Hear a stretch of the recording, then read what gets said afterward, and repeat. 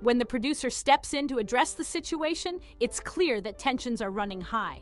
Canadian people that are kind of jumping back and forth. This is a misnomer. It's not Canadians that come across the northern border. The northern border crisis. No, it's people coming from other parts of the world, India, Mexico. But there's not a bunch of Canadians flocking. There's probably more Americans going to Canada right now. That's not true, because I spoke to Governor Whitmer about it. But that was a misunderstanding. Can I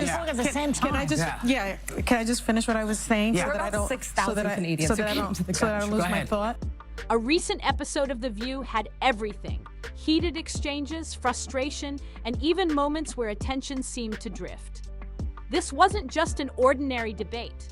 It escalated to the point where intervention became necessary. Extremely successful. Would a Russian oligarch be eligible for a gold card? Yeah, possibly. Hey, I know some Russian oligarchs that are very nice people.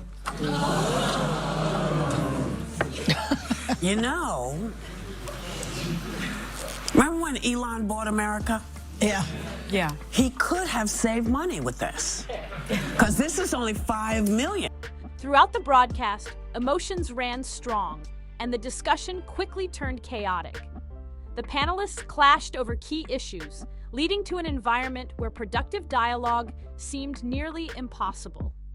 During a commercial break, something happened that prompted direct involvement from behind the scenes. When a producer has to step in, it's clear that the situation has spiraled beyond routine disagreement. So it seems to me this was never really just about immigration. It was about a certain type of immigrant. And so now we have these Can I just clarify, though? Can I finish talking? Yes. Thank you. Meanwhile, one of the most pressing topics in recent political debates, immigration reform, became the focal point of the segment. The White House had just announced a significant policy shift, providing a new path to U.S. residency. However, the debate on The View focused less on the details and more on the tension surrounding the issue. But they're not really going into Canada and looking for those Canadian people that are kind of jumping back and forth. As panelists attempted to dissect the policy, the discussion was overshadowed by interruptions and moments of disarray. The conversation took a turn when the financial implications of the initiative were brought up, particularly the claim that the allocated funds were meant for deficit reduction. But as the debate continued, it became increasingly difficult to follow the intended message, lost in the escalating friction among the hosts. His intent, do not come. She went to the southern border Just let me finish now this time. While the conversation attempted to focus on fiscal policy and deficit reduction, the discussion quickly became fragmented. A statement was made about earmarked funds, suggesting that increasing the amount to $10 million could potentially leave a significant balance, yet the primary objective remains debt reduction. However, instead of engaging in a substantive debate on financial strategy, the discussion veered off course. Rather than delving into how such policies could impact long-term economic stability, the conversation shifted towards skepticism over whether the audience was receiving a clear and honest breakdown of the plan's implications. The concern was raised that, instead of presenting accurate information, selective narratives were being pushed for engagement purposes. You know, fine, you want to come in here and bring your $5 million with you and create jobs? Maybe. But all these people, what happens to them? That's what I want to know. Well, don't even know why they're clapping. Meanwhile, attention drifted elsewhere as reactions on set became more noticeable than the discussion itself. A moment captured on camera sparked debate over the engagement level of the panel, with some questioning how the show continues to operate in its current format. The issue wasn't just about policy. It was about presentation and whether or not meaningful discourse was truly being had. The financial debate took another turn as a discussion arose over proposed spending cuts totaling $2 trillion. But rather than focus on the specifics, the segment highlighted a disconnect between delivering information and maintaining engagement. The conversation, originally intended to analyze economic reform, ultimately became an example of how televised discussions can often be overshadowed by the way they are presented. The discussion took an unexpected turn when the conversation shifted toward immigration policy and border security. I think what's fascinating to me is that, yes, he ran on immigration, and he ran really on the southern border, because we know we also border Canada, and that's actually the largest border, but they're not really going into Canada and looking for those Canadian people that are kind of jumping back and forth. This is a misnomer. A proposal to invest $5 million toward economic development and job creation was met with mixed reactions, raising concerns about how it would impact existing populations and workforce stability. The uncertainty surrounding the implications of such an investment led to a broader debate on immigration policy and enforcement. One of the key points raised was the focus on immigration at the southern border, a topic that has dominated political discourse for years. However, the conversation expanded to include the northern border, where questions arose about how crossings are managed and whether the same scrutiny is applied. A statement suggested that there was an ongoing issue of Canadians crossing the border in significant numbers, which prompted a clarification regarding the true nature of the northern border situation.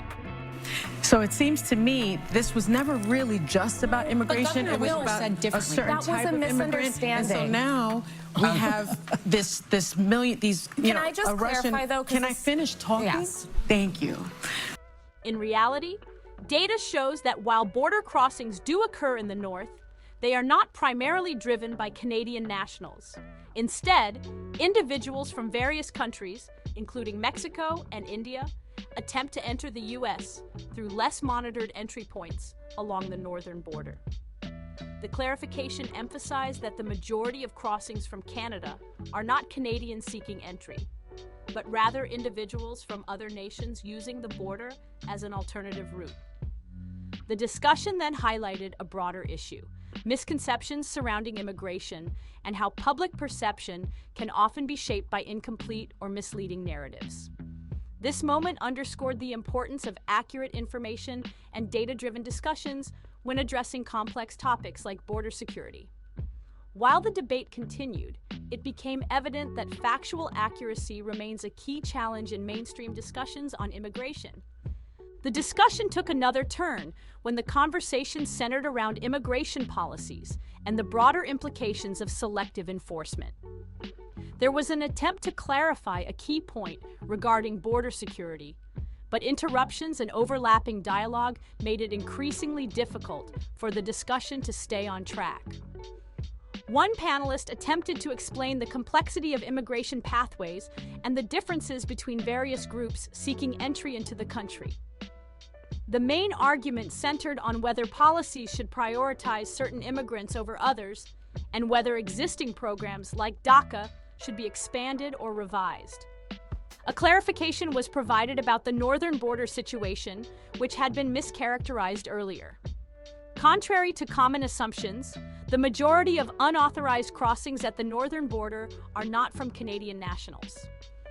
Instead, individuals from Mexico and India make up the largest portion of crossings into the U.S. from the north. This is largely due to the perception that the northern entry points are less regulated compared to the heavily monitored southern border. The discussion raised broader concerns about how immigration policies are enforced differently depending on nationality, economic status, and existing pathways to citizenship. It also highlighted how misinformation can influence public perception and shape policy debates. As the conversation continued, it became clear that a deeper examination of the root causes of migration and enforcement strategies would be necessary to develop a more comprehensive approach. It's clear that tensions on The View have reached a boiling point. The debates have grown more chaotic, the disagreements more heated, and now, even the producers are stepping in to regain control. When a show built on discussion starts struggling to maintain order, it becomes evident that something behind the scenes is off.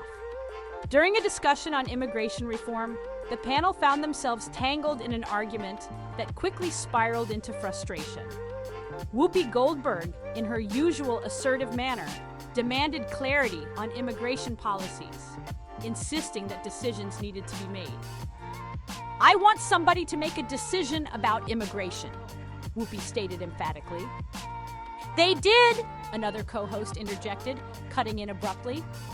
But Whoopi, unwilling to back down, repeated herself, I want somebody to make a decision. They did, Whoopi, the co-host repeated, this time with more insistence, clearly trying to move the conversation along. Yet, the discussion only grew more chaotic.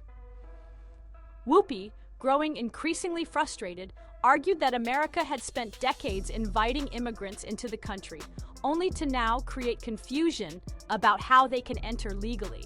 We have spent over 100 years saying to people, come, you're welcome, we'll take you, she continued. Now, nobody knows how you get in, what you do. We need folks coming in to help us figure out how to do stuff. But before any resolution could be reached, the conversation was cut short. We're out of time, another co-host announced, signaling the inevitable commercial break. However, something clearly happened during that break. When the show returned, the tension was palpable, and for the first time, the producer felt the need to step in directly. One of the joys of this gig is that there's never enough time to get everything said, the producer began, attempting to explain away the visible frustration on set. Because we only have, 37 minutes to really get everything out? The panel sat in silence as the producer attempted to smooth things over. But the awkwardness was undeniable. Something had clearly transpired off camera, and the audience could sense the shift in energy. From fiery arguments to sudden producer interventions, the View is struggling to maintain the controlled chaos that once defined it. When even the hosts can't get a word in without a breakdown in communication, it raises the question: how much longer can the show sustain this level of dysfunction? As the show returned from the commercial break, the tension in the studio was undeniable.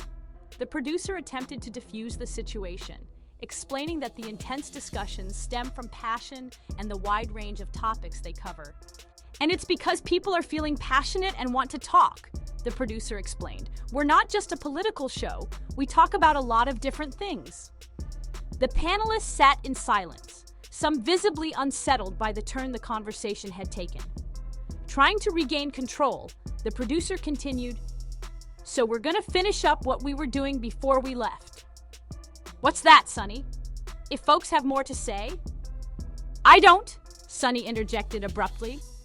It was clear she was upset, sitting quietly with a pout that mirrored a child refusing to participate after feeling slighted. Whoopi, sensing the shift in tone, tried to smooth things over. I know it gets heated, and I don't mean to step on people when I do, she admitted. I'm working on interrupting. But Sunny wasn't having it. She crossed her arms, refusing to let the moment pass without addressing her frustration. I was speaking, she said firmly. Okay? I was speaking, and you guys, no, you can talk now. No, I'm not going to talk now. You interrupted me. You told me not to talk. The tension in the room thickened as the rest of the panel exchanged awkward glances. Sunny continued, her voice carrying a mix of irritation and wounded pride. I'm just going to go to my room, she muttered under her breath, because you wouldn't let me speak. Her reaction was reminiscent of a child upset about being ignored, retreating instead of engaging. The audience watched as Whoopi, attempting to regain control, reassured her. You don't have to apologize, Whoopi said, directing it at the producer and trying to lighten the mood. But the moment had already settled.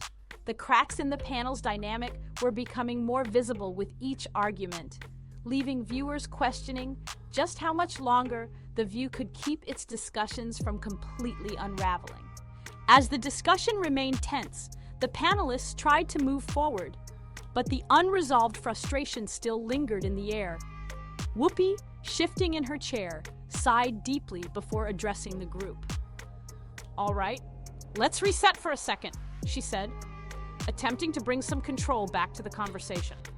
We're here to talk, to debate, and to share different perspectives. But we can't do that if we're talking over each other and shutting down. Alyssa Farah Griffin, who had remained relatively quiet during the heated exchange, nodded in agreement. I think we all get passionate, especially on a topic like this. But if we can't hear each other out, we're not having a real conversation, she added.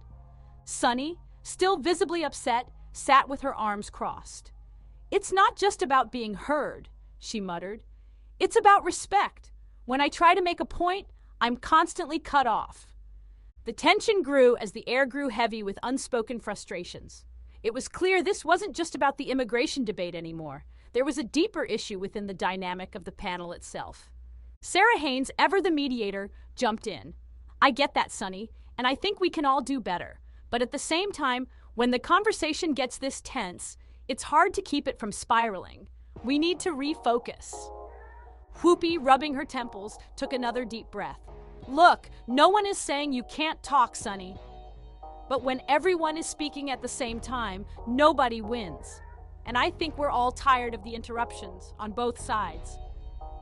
The audience sat in silence, sensing the divide growing among the co-hosts. What was once a lively discussion had turned into an undeniable power struggle, with no clear resolution in sight. Then, out of nowhere, the producer's voice crackled through the studio speakers. All right, let's take it down a notch, the voice instructed, a rare interruption that only happened when things were getting too chaotic. Whoopi raised an eyebrow. See, even the producers are stepping in now. That should tell you something. The show was starting to feel less like a structured debate and more like a battle for dominance.